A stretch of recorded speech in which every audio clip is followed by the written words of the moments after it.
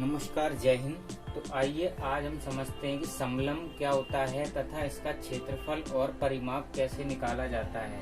तो देखिए यहाँ पर बोर्ड पर मैंने कुछ अलग अलग तरह के समलंब बनाए हैं। सबसे पहले तो समझिए कि समलंब होता क्या है। तो यहाँ पर जो मैंने चित्र बनाए हैं इनमें देखिए प्रत्येक में एक चीज कॉमन है, वो है कि ये वाली भुजा इस वाली भुजा के समांतर है तथा ये वाली भुजा बड़ी है और ये वाली भुजा छोटी है। इसमें ये भुजा त्रियक है। ठीक इसी प्रकार से इसमें ये भुजा समांतर है, ये वाली भुजा बड़ी है, ये छोटी है और ये त्रियक है। इसी तरह से इसमें ये भुजा समांतर है तथा ये भुजा त्रियक है। इस तरह से इसमें ये और ये समांतर, और इसी तरह इसमें ये भुजा इसके समांतर है तथा ये भुजा बड़ी है और ये छोटी है और ये त्रियक है। तो इन सभी में चारों भुजाओं में एक युग्म समांतर है और समांतर भुजाओं में एक भुजा बड़ी है तथा दूसरी छोटी है, अर्थात असमान है।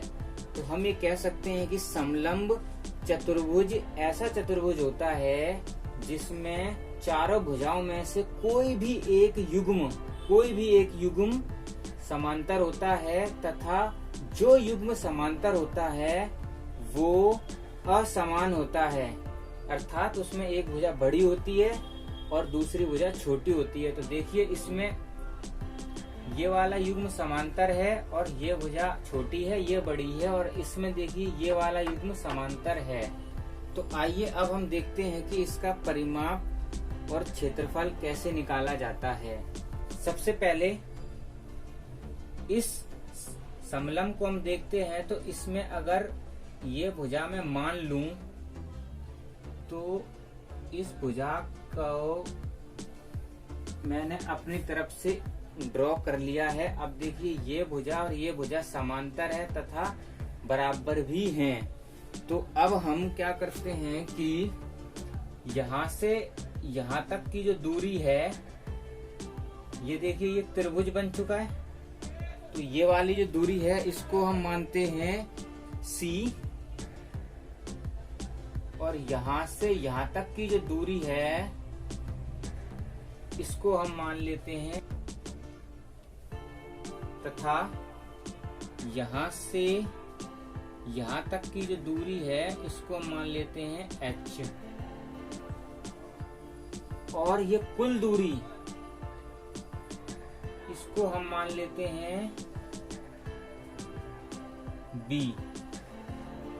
अब यहाँ पर इसको इधर से मिटोकर हम इस तरफ लिख देते हैं, क्योंकि ये वाली दूरी तो बराबर ही रहेगी, चाहे इधर लिखूं या इधर लिखूं। तो ये A है।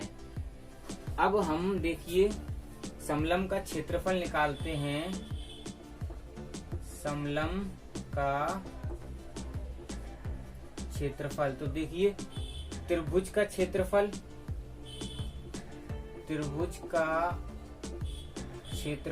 जमा में यहाँ पर देखिए ये एक आयत बन चुका है, तो यहाँ हम लिख सकते हैं आयत का क्षेत्रफल।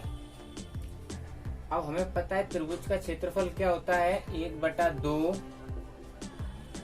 आधार गुणा में ऊंचाई जमा में आयत का क्षेत्रफल लंबाई गुणा में चौड़ाई। तो देखिए यहाँ पर जो आधार क्या है हमारा 1/2 गुणा में ये क्या है हमारा H, गुणा में ऊंचाई ये क्या है हमारी C। अब देखिए आयत का क्षेत्रफल क्या होता है, लंबाई चौड़ाई।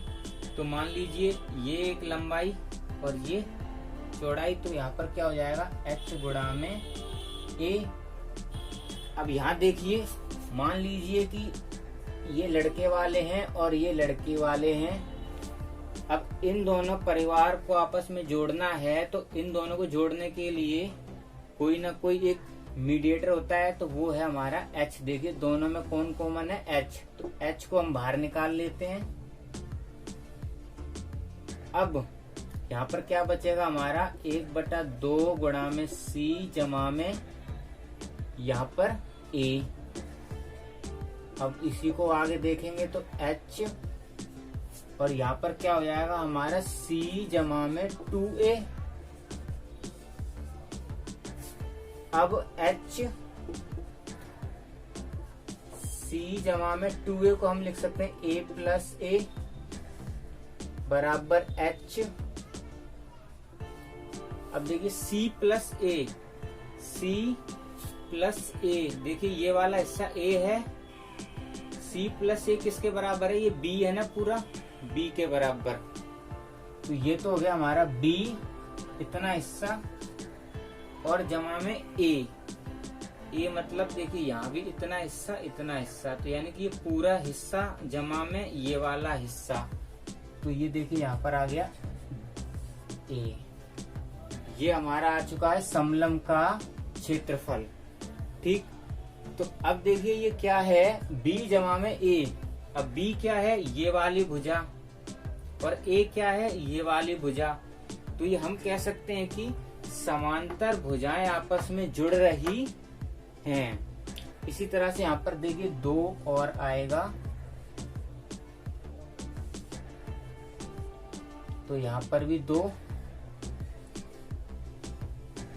अब समांतर भुजाएं आपस में जुड़ रही हैं तथा 2 से भाग हो रही हैं। और H क्या है, देखिए H इन दोनों भुजाओं के बीच की दूरी। H क्या है, इन दोनों भुजाओं के बीच की दूरी।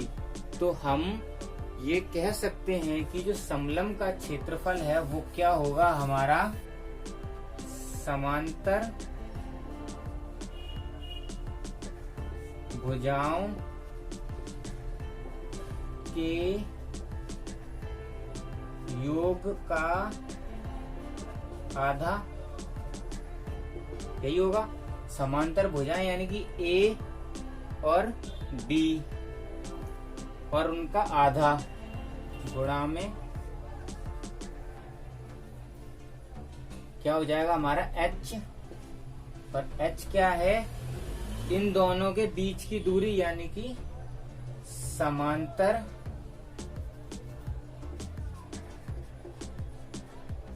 भुजाओं के बीच की दूरी, तो देखिए यही होता है हमारा समलंब का क्षेत्रफल है। तो परिमाप क्या होता है, बाउंड्री बाहर की।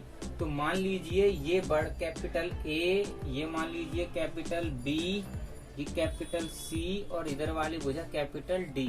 तो इसका परिमाप क्या होगा, A plus B plus C plus D।